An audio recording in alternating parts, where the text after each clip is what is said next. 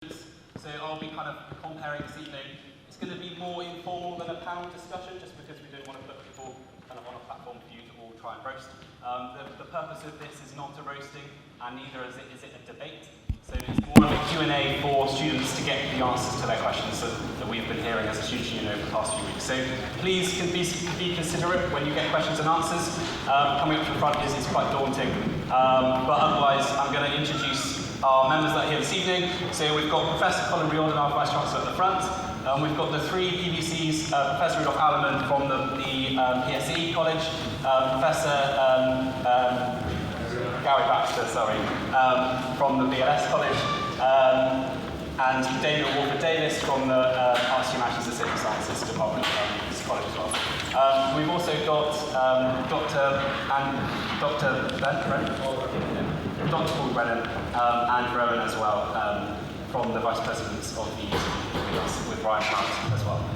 So if you have a question to ask, please put your hand up. I've got some stock ones that have been asked in advance from students that can't make it today, so I will be dipping into those as well.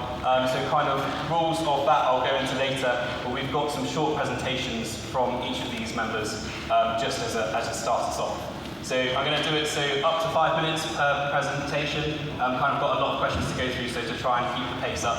And I'll be timing, so please don't be put off if I say please wrap up after 5 minutes, but just to keep us on schedule.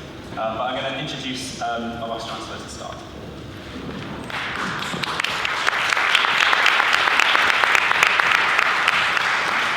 Thanks very much, Nick, and thanks very much to all of you for making the time to come along to this. It's an important matter I know that you are very interested in, and we'll do our best to answer your questions. So I'll try and keep this, as Nick said, pretty short so that we've got time for questions afterwards.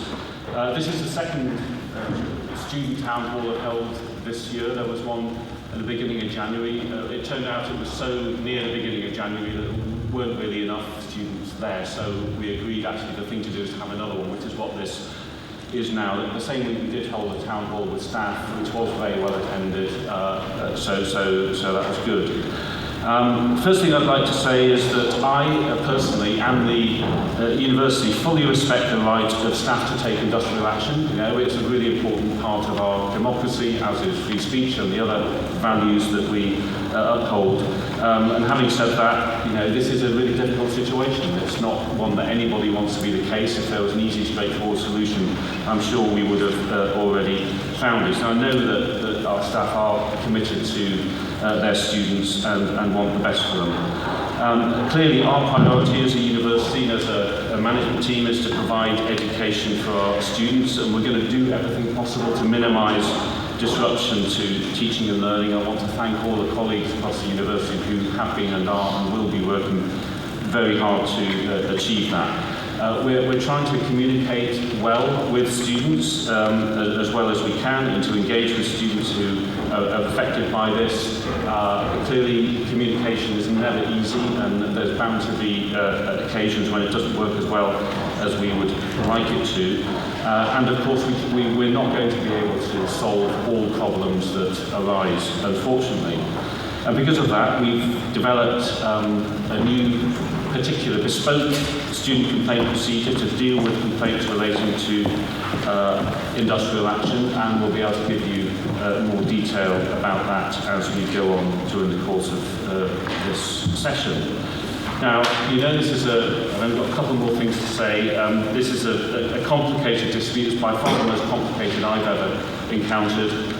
It's to do with pensions on the one hand, and that is dealt with by in a kind of tripartite way between University UK, UCU, the union, and USS, University Superannuation Scheme, which is the pension scheme. So talks are continuing between those parties on that. And then you've got a separate set of issues, which are pay, workload, casualisation and inequality, and those are being dealt with by the universities, colleges and Colleges Employees Association in negotiation with the UCU. So there are two separate strands of talks, one of them about several issues and one of them about pensions. So, you know, we'll need to kind of, if there are specific questions on that, we'll need to kind of break that down.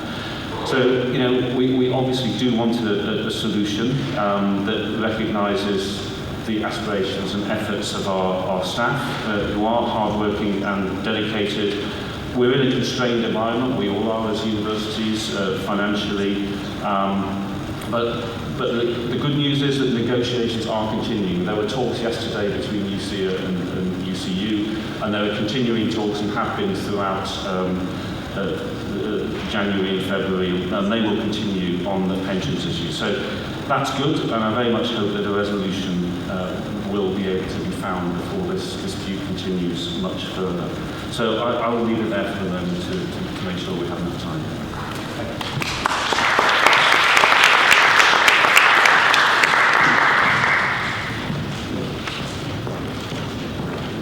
Okay, 5 minutes again. Hi there, my name is Rowan and I'm a student here at Cardiff.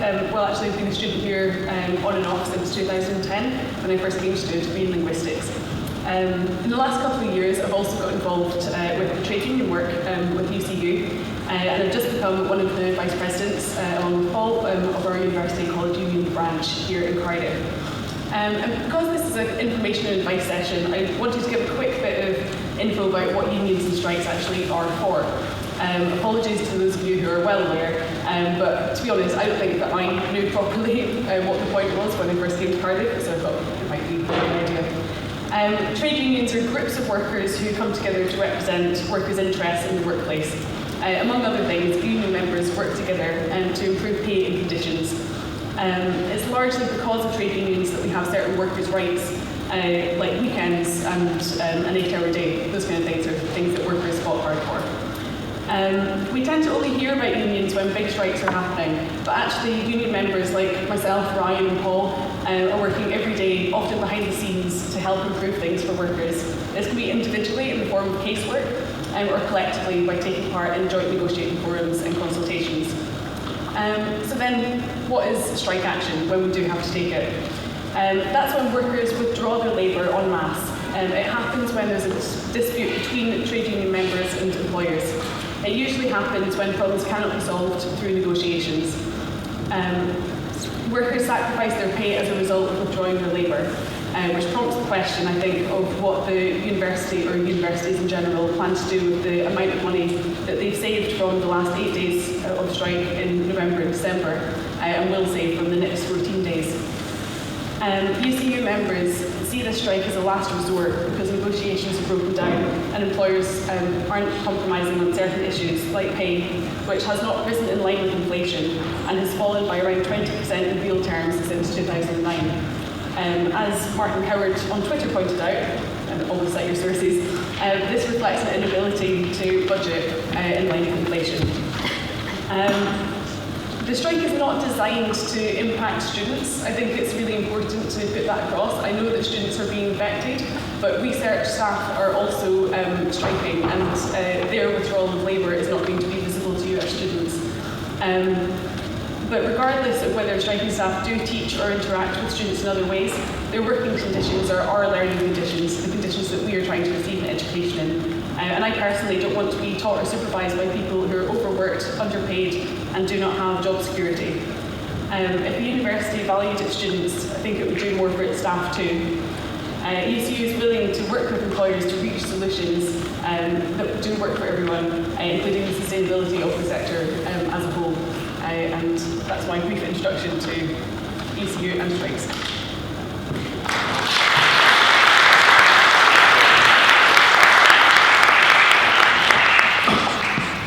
So is there a particular order for the PECs of the college?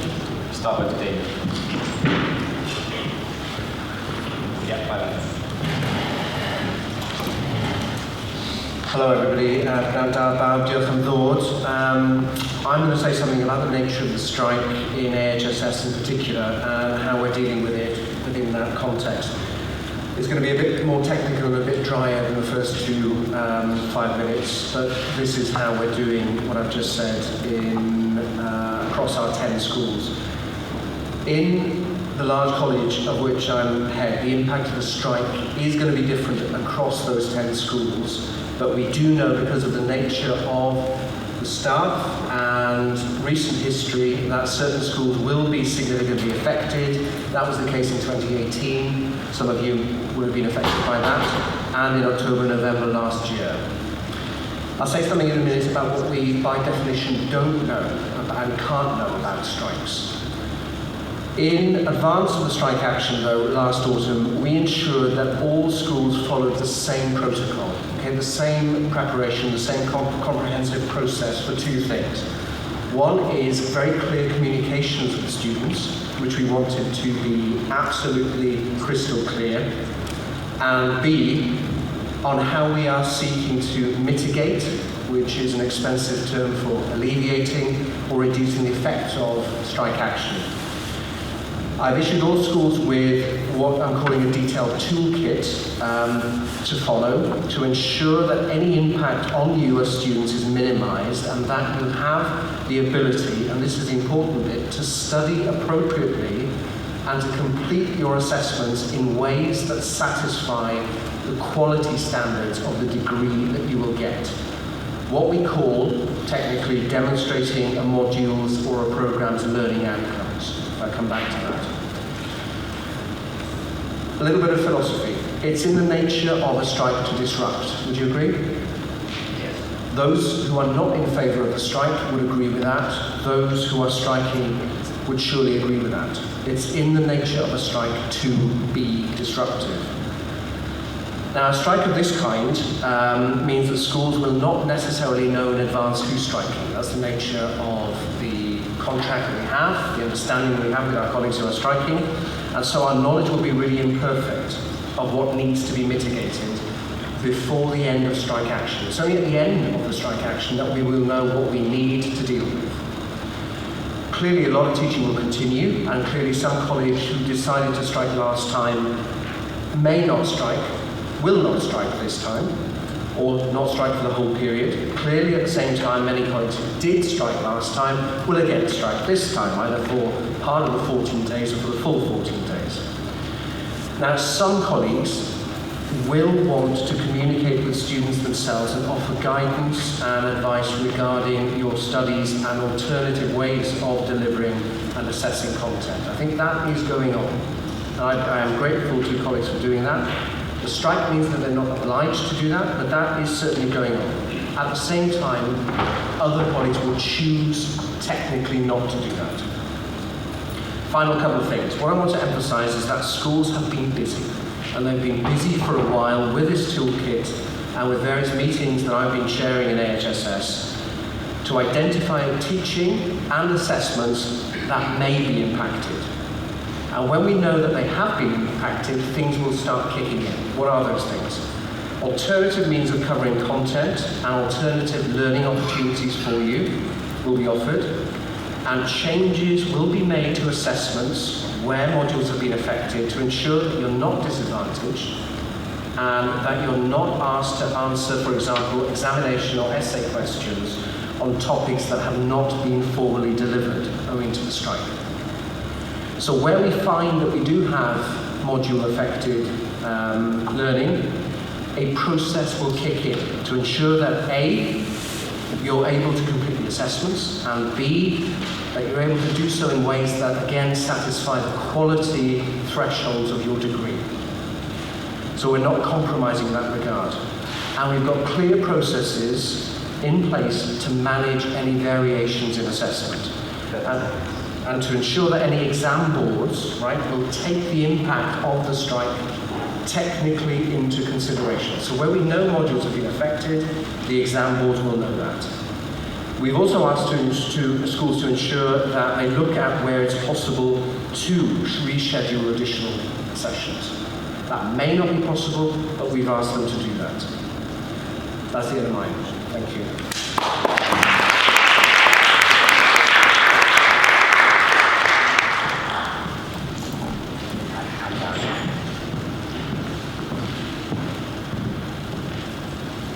Morning, everybody. It's difficult for me to follow the eloquent discourse you just had from Damien, because as far as the College of Biomedical and Life Sciences is concerned, the processes and mitigations that Damien has described apply as well in biomedical and life sciences. So the situation is largely unchanged from the update that I gave about 5 weeks ago. The impact of industrial action within the College of Biomedical and Life Sciences is expected to be, again, heterogeneous. Some schools will be more affected than others, and the 2 schools that we anticipate being most affected because of the history of 2018 and last year are psychology and biosciences. Nevertheless, in all 7 schools, the priority of the head of school and all of the staff who are not engaged in industrial action has been to communicate extensively with students. So, as you've heard, where variations in teaching or assessment are required in order to allow students to have the opportunity to meet learning outcomes, these variations will be communicated. At present, the schools have mapped or are in the process of mapping and will continue to map the impact of the industrial action. And when additional opportunities, resources that will give equivalent learning opportunity are required, these will be provided. Examinations and assessments are scheduled to go ahead as planned during the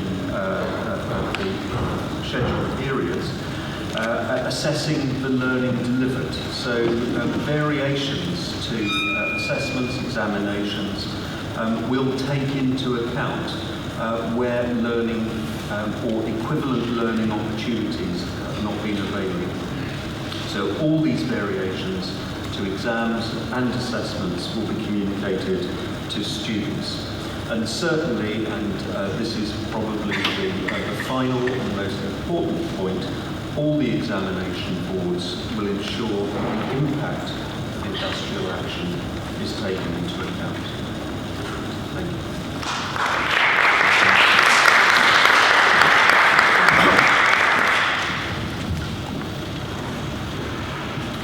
Hello everybody, good afternoon. So it's the last one, it's physical sciences and engineering, and what I would like to say is, as Gary just said, much of what Damien said and explained is also applicable to what we do in physical sciences and engineering. However, the nature of the disciplines is slightly different in the sense that much of our assessment, of course, is not so much qualitative as quantitative, and therefore it is much easier to mitigate these actions, the effects of the strikes. I should also say that the effects that we had in the past, the strikes that we had, the recent strikes we had, I think they had an effect. Our union colleagues will be pleased to hear that on the thinking of our staff. The numbers of people on strike was not very large in physical sciences and engineering, so it didn't impact so much on the teaching activities. We have had, again, like BLS, we had a heterogeneous response, but the numbers overall of those on strike were not very high in my college, and that obviously made the delivery of learning and teaching much easier for us. As I said, and that's important to me actually, it did help a discussion which is very important that we have to bring the College of University from that viewpoint. It is good that that discussion, I hope, will continue. That is a good thing. In terms of mitigation, everything you've heard is applicable with us too, and I want to repeat it again. We had not very many modules affected. There was mostly in the School of Earth and Ocean Sciences where the effects, a little in physics, but quite a few colleagues did not took part in the strikes in physics, but the effect on teaching was absolutely minimal. So, I don't actually exactly know why, but it wasn't. There was only one module that was affected. In Earth and Ocean Science, the effect is a little bit bigger because it affected field trips. You will know that when you study, when you do Earth and Ocean Science, you spend all the time on field trips, and obviously preparation for that was affected a little bit, but that could be easily mitigated during the field trips, so it didn't matter that much. So again, what we are really keen, and it's a very good point Damien made, is while we cannot replace the teaching that was missed, we can make sure that the quality of the education is not affected. The quantity obviously is slightly affected, but in the end, what you really care is that you get a high level degree based on extremely good teaching material, so you're actually prepared for what you came here to do. And that we will make sure will happen. No material that was missed will be assessed. That is absolutely clear. And I think that's really, really important to me, that you get the quality that you deserve. All my staff, and that includes absolutely those who do take strike action, are very, very keen. That's what they're here for, to make sure you get the best possible education. Thanks very much.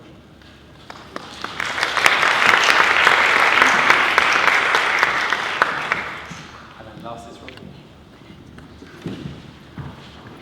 Rodney, which year were you student university? Many years ago.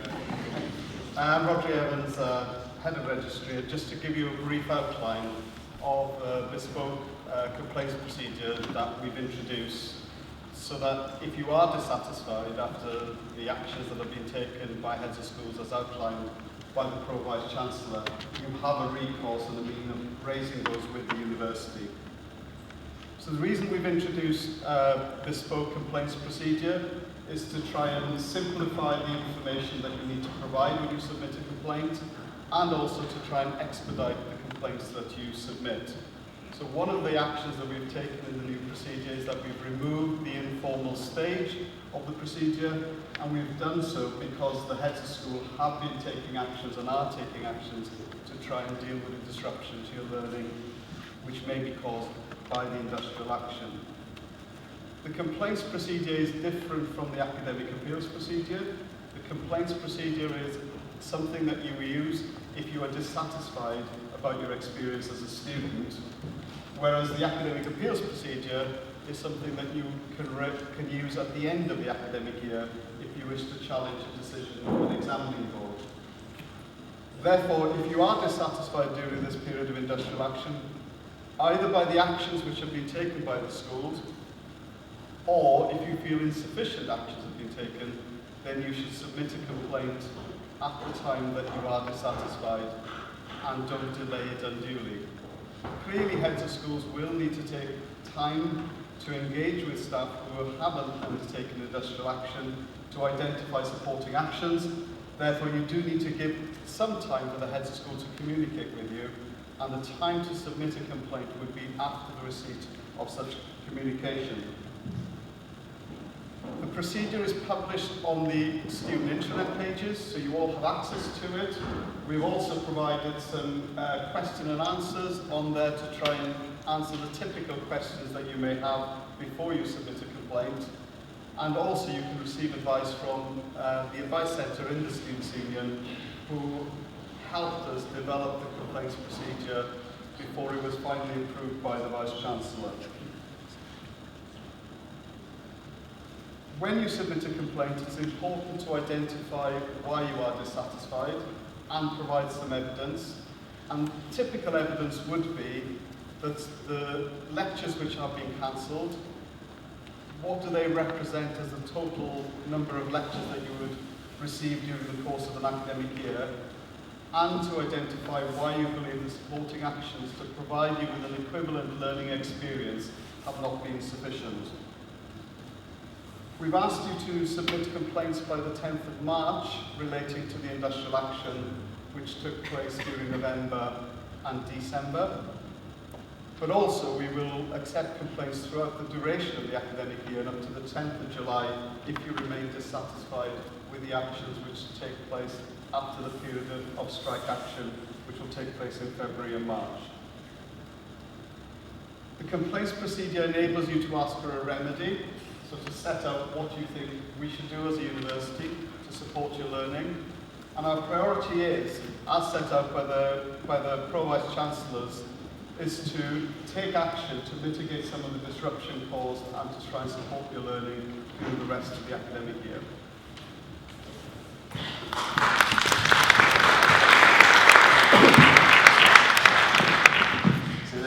on to questions for the last 25 minutes or so. So I guess some ground rules to go through. Probably going to take them in sets of 2, so we'll take them 2 at a time. I'll open up to the floor in a moment. We've also got some submitted beforehand, which I'll dip into in between. I guess if there's a specific question that's targeting either side, then I'll direct it to that person or that body. Otherwise, if there's a question that's weighted that might need both responses, I'm going to limit that to a minute each, so less of a rebuttal, but more of a answer it on yourself kind of thing. If there is a question that you would like to ask either side, please stay. So beforehand, so if you want to ask the university something, or you want to ask UCU something, to give us more of a gauge.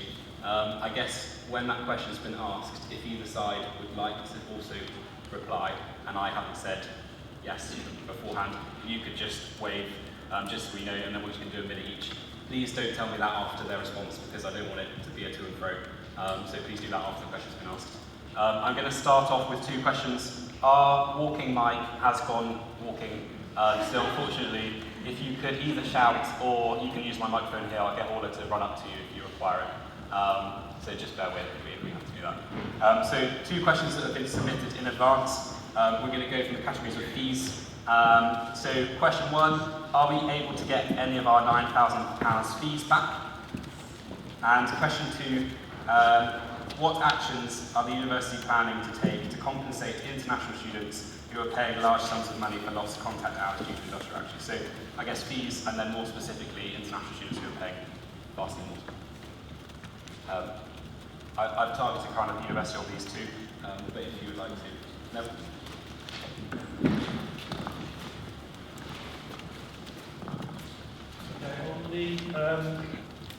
On the question of compensation and fees, whether you're a home or international student, that is one of the remedies that's available to the institution to address complaints. And so, if you are dissatisfied with the response you have had from schools, you need to submit the complaint, and through the complaints process, the university will look at what you've told us and be able to make an assessment as to whether the learning outcomes remedy is sufficient or whether further steps are required to address your complaint. A financial remedy is one of those, but it's not the only part of those. Some other points to bear in mind: your tuition fees that you pay are paid to cover a whole host of things, not just tuition. So it covers building running costs, student support services, IT services, libraries and so on. All of those continue and will continue to be available to all students throughout the period of industrial action. And the Office of the Independent Adjudicator, which is where if you remain dissatisfied after you have worked through the university's complaints procedures, you can take your complaint to them. They have already looked at some of these issues following the last round of industrial action in 2018, and they have adjudicated on some of these issues already. And their view is that around 50% of tuition fees are for things that are outside of tuition. So you just need to remember those things. They've got case studies on their website. If you did want to go and look at them, they're quite instructive and quite helpful, and can provide you with a sense of the sorts of things they have looked at and already adjudicated on.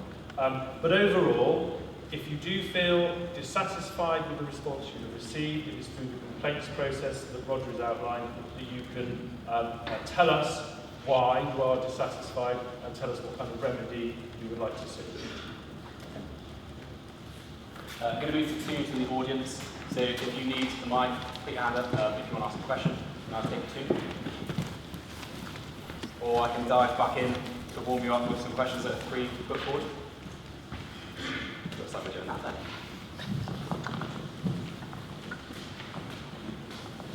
So the next 2 I'm going to take are from kind of category of impact on education.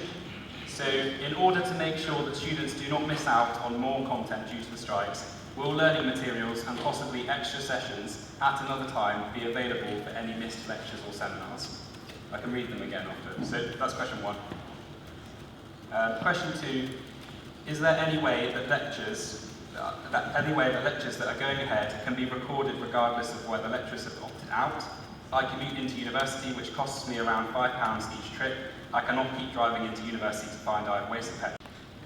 Now, I've got these down as a potential answer from both sides, if you think that's suitable.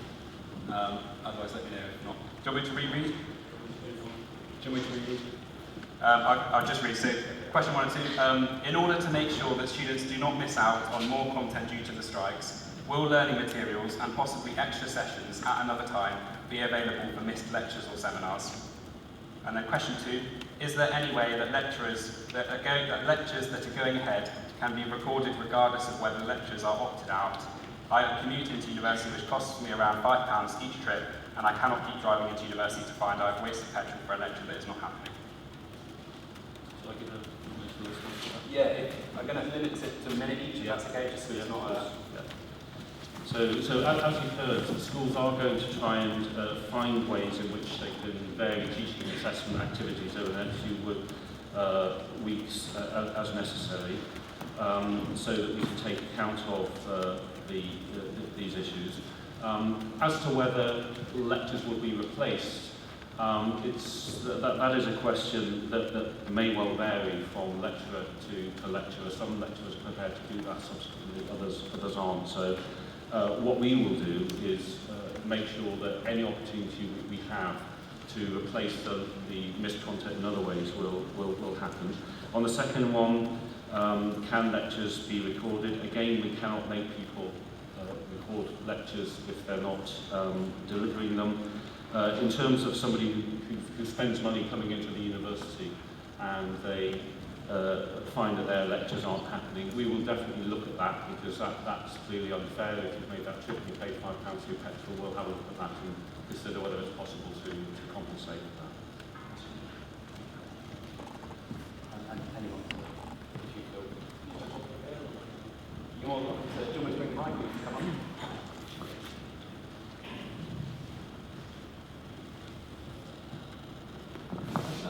I'd like to stress again that one of the things that I think is very striking about the people that work at this university and the teaching is that there's a very strong commitment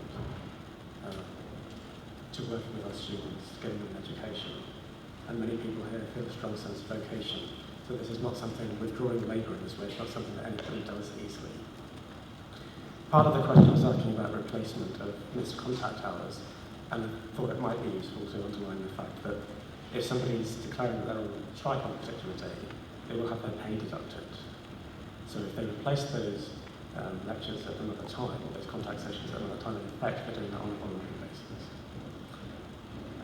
And a kind of deeper point, I think, is this comes out of a class I was giving last week, where we looked at a conversation between Judith Butler and Samara Taylor about what sort of a world we live in, how we support each other.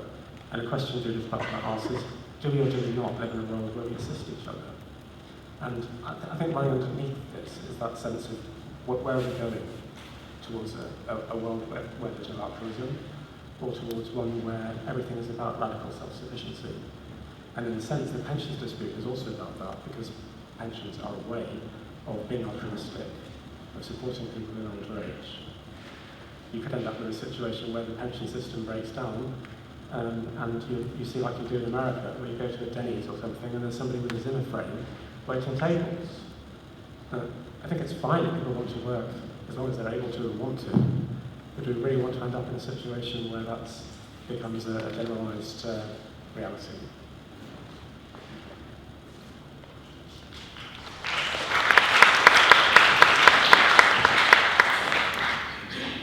I'm going to offer back to the floor. If anyone has a question, see the student there. Do you want the mic? No, it's all right. So Sheffield haven't reinvesting money into lecturers into bursaries for disadvantaged students. So I was wondering what part of uni is going to do with the money that's not going into lecturers when they're on strike. I'll take a set of two. That's all. Sorry. And then the second, I did see a hand over there. Or maybe I just think yes. A lot of you said about learning outcomes as a council doing content left, etc. What about large bodies such as dissertations where supervision is actually mixed and what are the processes on that? I'm going to take them as both university. Oh, it was on dissertations and litigation dissertations. Yeah.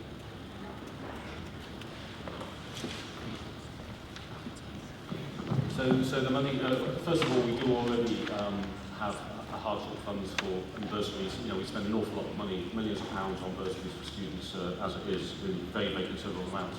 The money we save from the industrial action will first of all go to paying compensation that's required in ways that we've indicated, and anything left over is then given back to the schools that they originally came from, and they are then responsible for dispersing them. I'm sorry, I just couldn't, I'm a bit deaf, I couldn't quite hear what you said. Do you want me to bring the mic up? Yeah.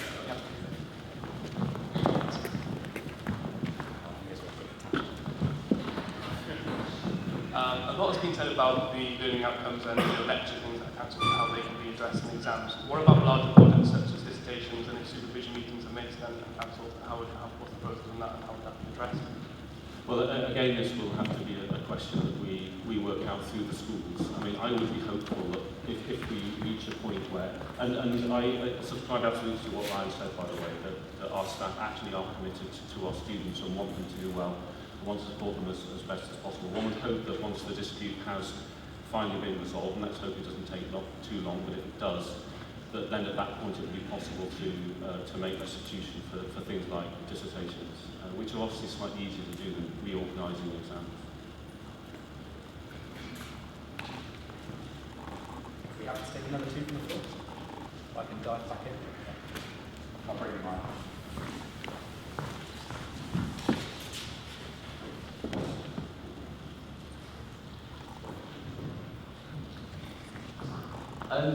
Is there a possibility that students will be unable to graduate separately due to these conflicts of graduation? And if so, what's the university doing to mitigate that and to ensure that doesn't happen to any students?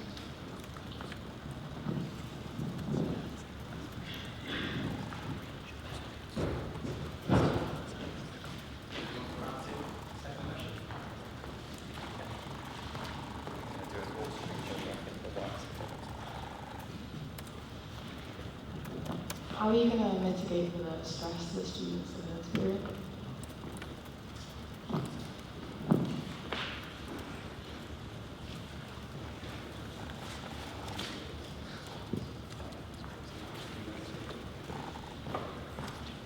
Yes, I mean, at this stage, we're expecting that all our students will be able to graduate as planned. You know, what you do in these sorts of situations is hope for the best and kind of plan for the worst. And at the moment, we're in a situation where we do have 14 days of industrial action. There is no obvious reason why that should impact on graduation. I gather, and this will really be for our colleagues here to perhaps talk about, that there is a proposal for a reballot which would extend, and then that would definitely cause us problems that we will need to address. So, and we will do that. We're going to do. We will certainly do everything we can to make sure that our students can graduate, and we've already talked about the commitment that everybody has to that. There are various measures we can engage to, for instance, varying assessment and making sure that examination boards can take the impact of industrial action into account. On the student experience and stress of all of this, we have fortunately got the support of the Welsh Government and the Higher Education Funding Council of Wales, who've made an extra £2 million available this year. It's not specifically because of the industrial action, but we receive several £100,000 from that, so that's really going to help us to bolster these services. But if we need any more detail on that, Simon could add. I'm going to take two more from the list because we've had a lot submitted in advance.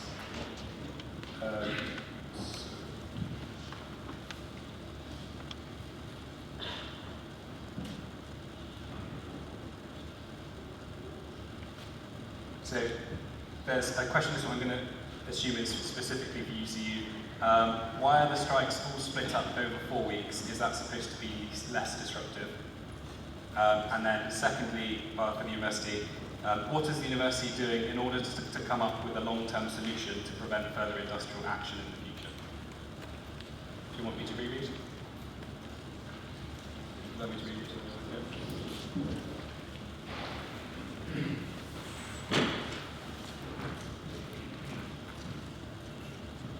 First question. Yes. Yeah. Why the strikes split up over 4 weeks? So in the first industrial action that we had in 2018, this was a strategy that was followed.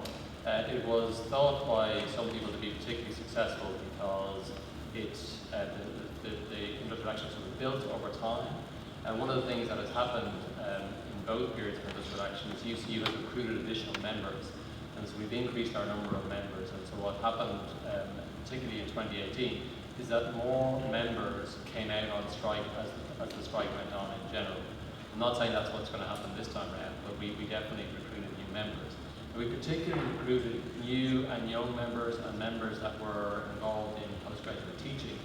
And my perception of that is that the dialogue around the strike let people recognize some of the internalized overworking that they had done, and they recognized some of the exploitation that they were being subjected to. That prompted some of the discussions prompted them to come out. So I think that's perhaps the reason why we follow that same model again in the second strike action. Whether it'll make any difference or not, I'll tell you in 4 weeks' time.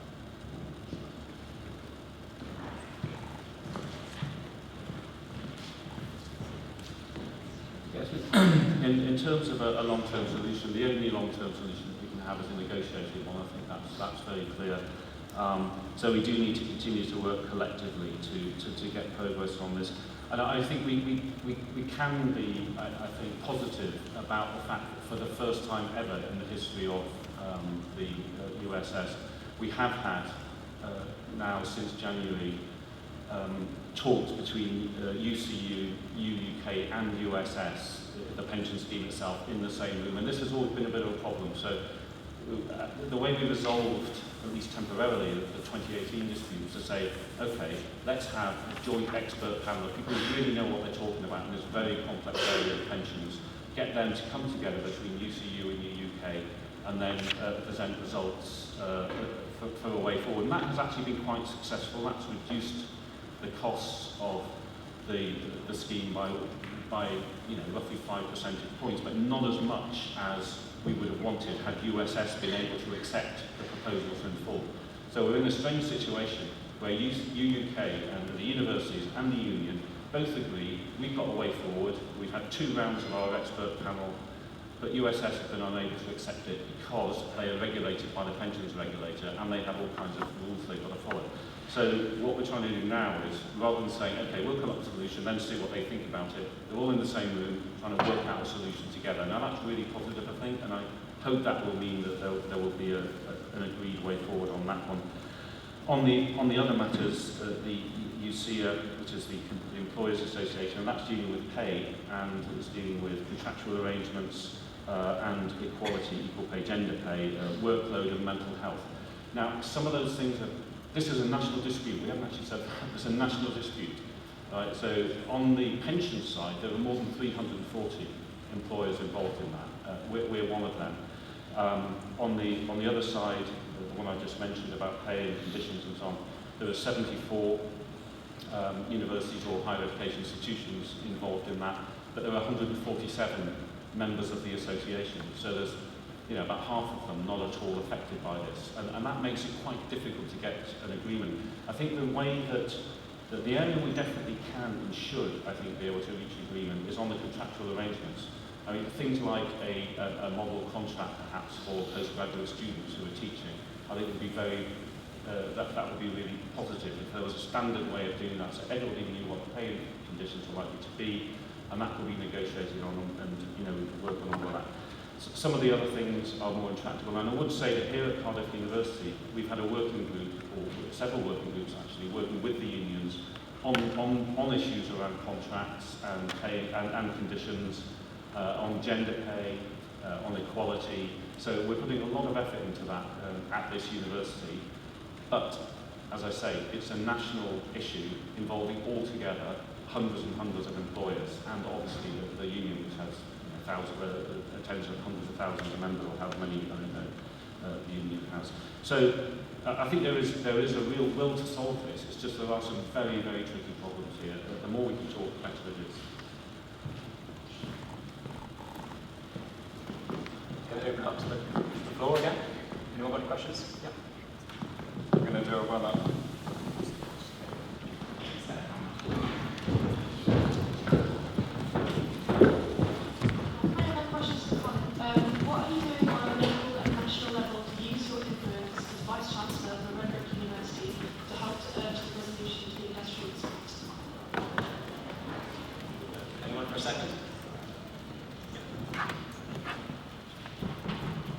In terms of submitting our evidence, if we were to submit a complaint, can we use evidence of the lectures that we may have missed last semester? So obviously, in addition to this semester, it does amount to quite a lot, whereas sort of in isolation, I possibly would have thought we could pay for it just for the last semester.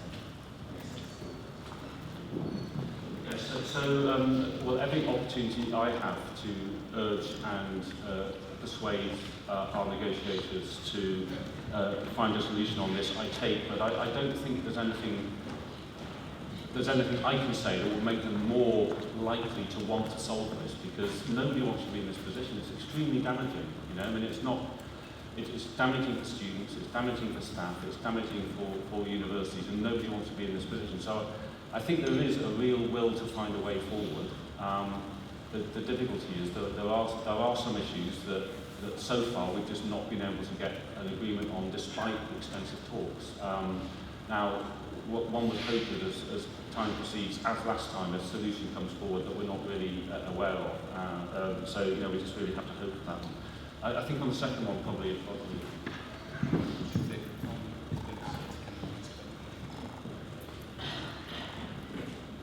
In terms of the complaints that we will receive, it will be complaints related to industrial action during the course of this academic year.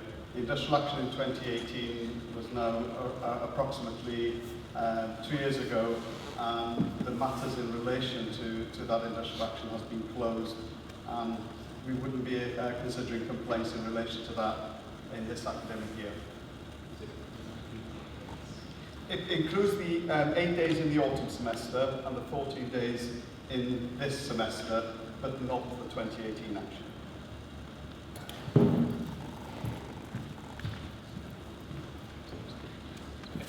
Going to go to the floor again.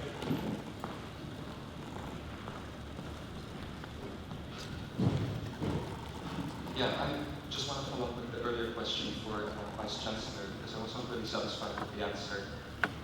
This is now the third period of strikes that students are facing within 2 years. So people that are in their third year are facing three periods of strike action and missing lectures because of that. There's of course mitigating action, and it's all very good, very important, but I don't hear anything about things that could be done to prevent this, because this is absolutely disgraceful. People are paying a lot of money to go to college here, and they want the same degree that they would otherwise get, but they're not getting it. Even with mitigating actions, you can see that everybody knows that even the conduct lecturers are not getting the same degree that you would otherwise would.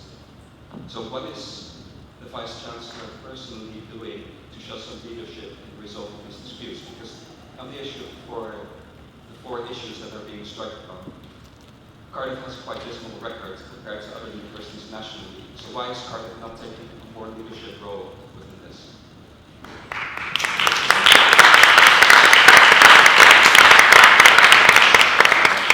Well, I don't actually agree with you that we have a more dismal record than other universities nationally on those 4 areas. I mean, on the first of the pensions, that's a national issue. We're in exactly the same position as everybody else, and you know, we are all trying to solve that problem. It's a very difficult problem. On the second point, which is pay, we're in exactly the same position as everybody else. We have collective bargaining. I think we want to keep collective bargaining. We don't negotiate separately on that matter. We're part of UCU, which has 147 employers, and we're all bound by the same collective bargaining process. And on the other 3 matters, we have put an awful lot of work into that. We put a huge amount of effort into resolving, as far as we can, the workload problem. This afternoon at the Senate, we're going to have a debate about what we can do to reduce the burden of assessment, both on staff and on students, to cut workload and improve the student experience. We've been absolutely supportive of the 2 joint expert panels, and in fact, we formed in early 2018 our own expert panel within Cardiff University to feed into that debate, and we continue to feed into the debate on pensions and on these other areas as well. And anything we can do locally to address that, we do. So I don't accept the argument that we're not showing leadership in them and that we're not doing everything we can to try and avert this. I really believe that on both sides there has been huge efforts and an awful lot of time devoted to trying to find a solution to avert these strikes. Unfortunately, it hasn't worked out. I wish it had.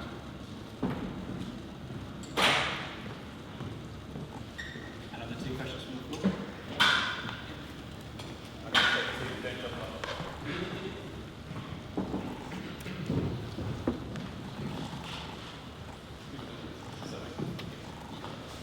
So on a local level, we haven't seen a commitment to giving staff members their strike deductions spread out over a few months. I think this would go a long way to showing industrial goodwill if truly things are being done on a local level.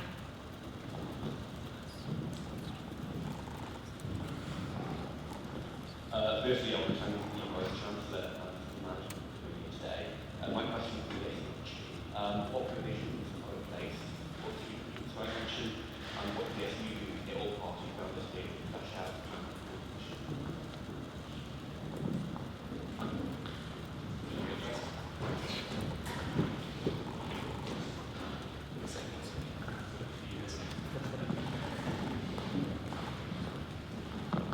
Yeah, so our policy is that we deduct pay at a rate of 365th per day that people go on strike, and it's deducted the month after they go on strike.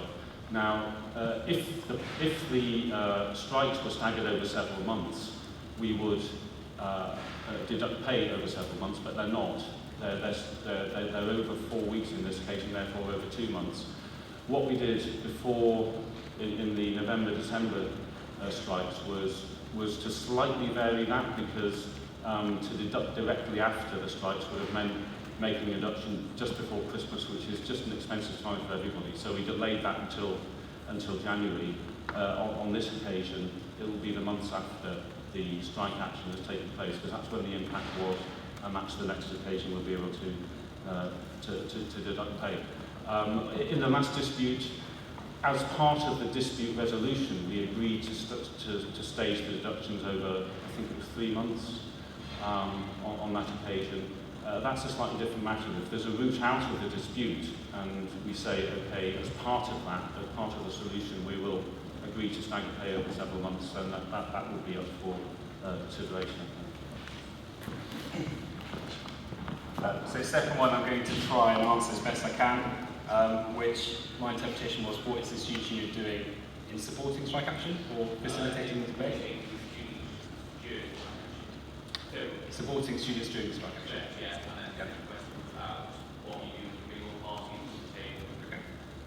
So in terms of what are we doing with students to support them, we've mandated at our most recent AGM to be in support of strike action. So we've been working closely with Ryan and UCU members in terms of getting our comms sorted so that we can both do a joined up approach from UCU side to kind of reach students and to make sure students know the reasons behind the strike.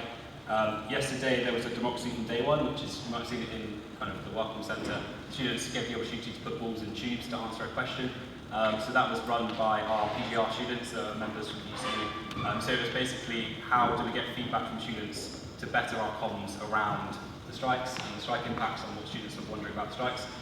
So we have now got some feedback from that and what the students have said in terms of their stances on supporting and wanting to find out more. So kind of analysing research at the top at the moment.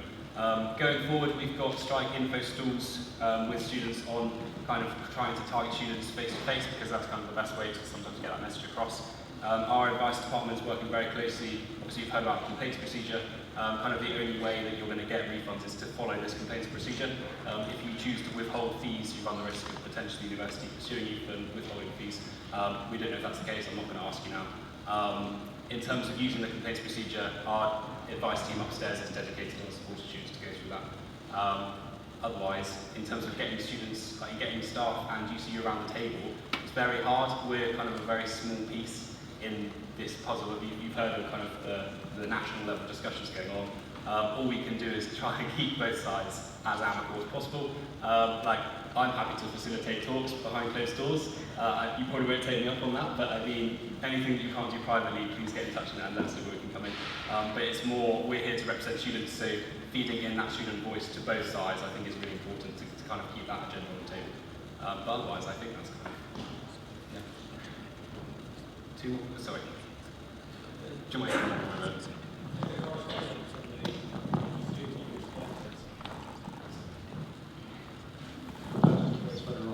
correspondence from a group of students who was writing faculty meetings after this negotiated how this happened. Is that something to move the process forward? So if you didn't catch that, it was a collective student union action from writing an open letter to senior members of the UK and UCU, which are kind of the negotiating bodies that we're part of at the university. A lot of student unions around the country have banded together in drafting an open letter to these targeted individuals. The student unions that are kind of getting around the tables to draft that are student unions that are either pro or being mandated to be pro strike action with UCU. So it's coming from an angle of get back around the table and we're applying pressure on behalf of students. I believe it's been drafted, I don't know if it's been sent yet. It's something that Jackie's been working on as president, as well as I think 70 other presidents from student unions across the country. But it's in the pipeline if it's not gone out yet. A few more questions then? We've got time for two? Not really. Do you want a very keen hand at the back? I'm going to have to close, I'm really sorry. I know you've got a time calendar.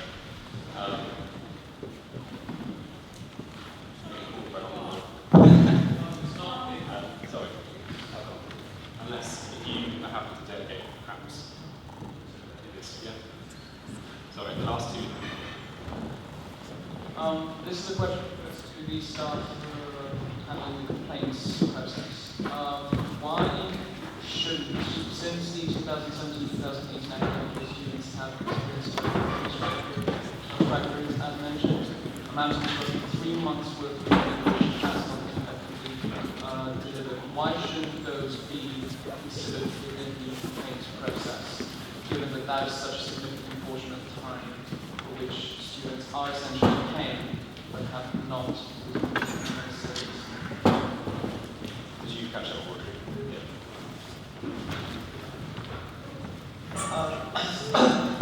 So today there's been a lot of talk on side outcomes of discussions and negotiations.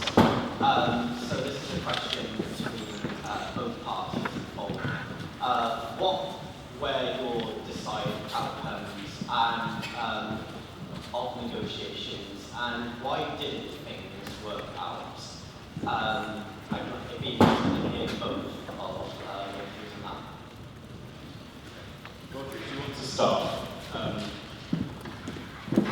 And then for that second question, just in the interest of time, can we do a minute each? Is that okay? Just to be a summary, perhaps, if possible. In relation to the industrial action which took place in 2017-18, students had the opportunity to complain at the end of that period, and many did, and those issues have been resolved and closed. So the purpose of the new complaints procedure is to learn from how we dealt with those complaints, to apply it in such a way to simplify the process for students and to deal with the issues that are arising from this period of industrial action during the course of 1920.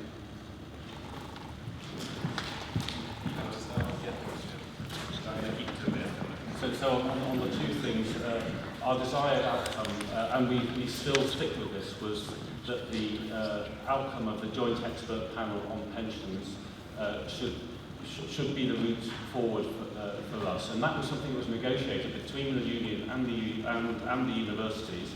And we supported both the first report and we support the second report. And we want that really to be the way forward on that.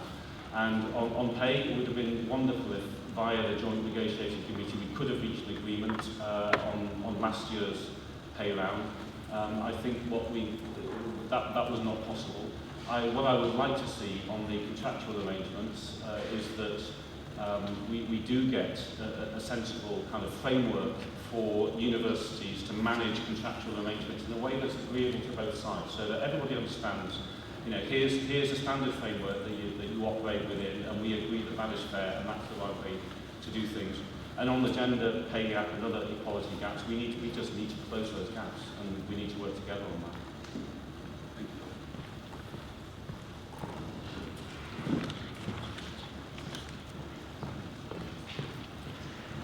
It's really the fact that the universities are also really committed to following the results of the joint expert panel. But UCL put out some info recently that a couple of days ago that 84% of university employers said basically rejected increasing member contributions to the USS pension scheme. So it's, just wondering, or rather from our perspective, from the UCU perspective, it seems that things are being said one way and then potentially we think that negotiations are moving forward and then they maybe go back a little bit when those consultations reject recommendations. In terms of what the union wants, things like a 35-hour week as a basis for contracts, to end 0-hour contracts, a living wage for all staff, and a pay rise of retail price index plus 3% are some of the things that the union is asking for in these, and is willing to compromise to find something that works for everyone. Thank you all for coming. I know we've gone over a little bit, but please give a round of applause to our